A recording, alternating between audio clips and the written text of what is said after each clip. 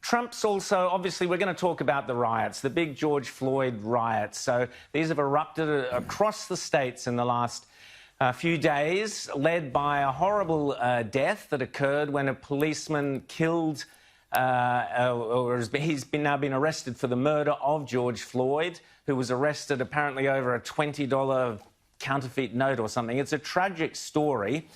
James, take us through how Trump is responding to the riots, and obviously we'll be talking to Benji later on about those riots. Yeah, well, that's right. And I mean, look, the killing of this guy, George Floyd, was just reprehensible by the police. I think everybody has to agree with that and start with that as a starting point. But that said, what we're seeing around the U.S. now is just horrendous, because first we had, looting and riots from the locals, but now we're seeing more and more evidence that a lot of this is being driven by outside agitators, far left-wing people from Antifa, who we've spoken to people like Andy Ngo about in the past. But Trump has been coming out against them on Twitter, and of course people have been losing their minds. He said he issued a warning the other night on Twitter, which I'm going to be talking about later on, saying that these thugs are dishonoring the memory of George Floyd, blah, blah, blah. And then he says, when the looting starts, the shooting starts. So putting a warning out to some of the more violent protesters out there. Now, we haven't seen any shooting, but of course, Twitter, and I'm going to be talking about this later in Donkey Vote, decided that they were going to censor Trump for tweeting this, when, of course,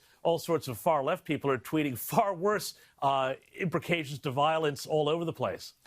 Rita, the death, as James said, was horrible, of George Floyd. The policeman had him on the ground with his knee in his neck for 8 minutes. It's a horrible... And the guy couldn't breathe and was saying, "I can't breathe," which has become the slogan of the rioters.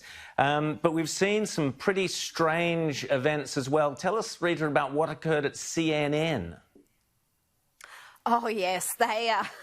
This was reminiscent of the Iraqi information minister, the footage we're about to show you.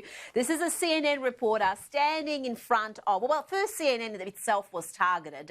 This is their Atlanta headquarters we're looking at vision of. And this is something that I guess they weren't expecting, because for a long time they've actually been very much excusing or rationalising the behaviour of Antifa and other far-left agitators, and they have become a victim of it. But let's have a look at this vision of a CNN reporter in Minneapolis in front of this destruction, telling us it's not really that bad or unruly. Have a look. I want to be clear in how I characterize this. This is mostly a protest. It is not, generally speaking, unruly. Yeah, it was MSNBC. Yeah, hilarious. I've done a CNN and given you fake news. There you go. Apologise. There you go. But hilarious that he's standing there with the flames behind him as he's telling, "Oh, no. Nothing to see here. Move along." There's been some really sad stories. There was a lot of the victims of the rioting, as is often the case, have actually been the poorer or the black Americans who are protesting. They're the victims of the protest, and that's what's so sad. Rita, there's a very sad story you brought to our attention about a black firefighter who'd saved up his money for his cafe, spent years getting it together, and he's lost the lot. Yeah, I guess he's one of the lucky ones, because his story has been highlighted, and so hopefully there's crowdfunding for him. But let's have hear from him and how he's been affected by basically a business he's worked so hard to establish, a bar, being torn down over something that has absolutely no benefit. I mean, this is the thing with these protesters. They are not protesting police brutality or racism when they are looting, when they are committing arson, when they're burning down affordable housing projects. That's not a protest. That is just mindless lawlessness. And we've got to stop conflating the two, I think. We can't call them protesters when they are straight-out rioters and thugs. The ones who are protesting are doing it peacefully, and they're the ones who I think we have to respect. And James, some odd values or priorities on masks. and look, just on what Rita was saying too, this is a situation now that the left has encouraged every step of the way, and now it has gotten out of control, and we are seeing a whole effort to blame this on the right now. And I don't know how we get there, but we see now in the U.S. we have this situation where you can go to jail if you open a business, but not if you burn down a business. And now you have a mayor in Minneapolis who's going out there and giving people masks to go rioting so that they can riot safely. But if you decide to go to church, well, you're told, no, that's a health disaster. So rioting, okay, praying to God, no, that's a health disaster. That is the state of the modern left right now, I think, in one story. Yeah, and Rita, the story... I want to just bring you a quick grab. Sorry to interrupt. This is a lady called Stephanie. Now, she's been personally impacted. They're burning down her community. She's disabled. Let's just hear a little bit about how she's handling this crisis.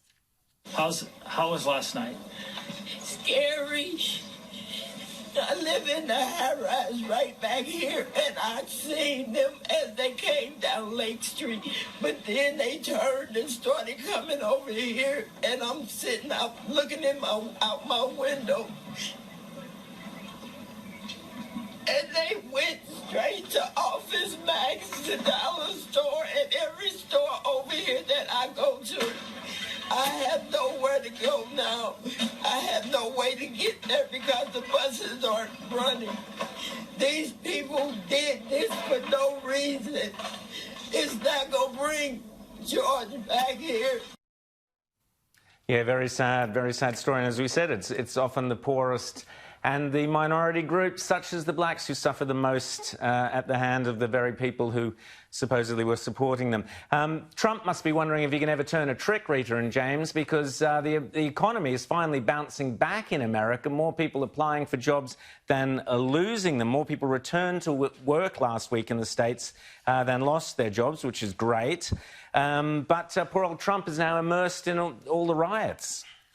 Well, I mean, the jobless situation, though, Rowan, in the US is pretty grim. I mean, going from having the best jobless rates in more than 50 years, James, we've got now 40 million Americans out of work because of these COVID-19 restrictions. It really is an economic disaster. Well, it's a huge disaster, but I think there's another issue, too, which is that, because of the stimulus that was thrown in place in the United States, we've seen the same thing here in Australia. For a lot of people, it suddenly makes things more profitable to stay at home and not work than to go back to a lower-paid job. So one thing that's being considered right now is a go-back-to-work bonus of, I think, $450 a week or a fortnight to get Americans to take their jobs back.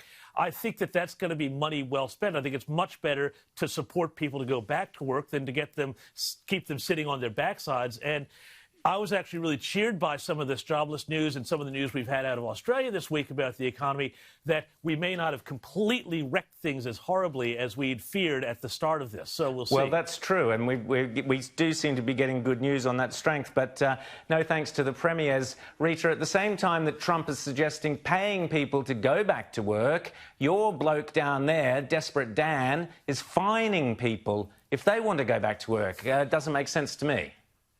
Well, that's if they go back to work, but they could possibly work from home. So basically, he's asking the employees to dob in their employers, the suffering employers who've probably had no income in the recent weeks and months, to say, if you possibly can work from home, but you're being told to come into the office or the workplace, then call us, let us know, we'll find the employer. I mean, this is just ridiculous. It's like they're just desperate to have us housebound indefinitely.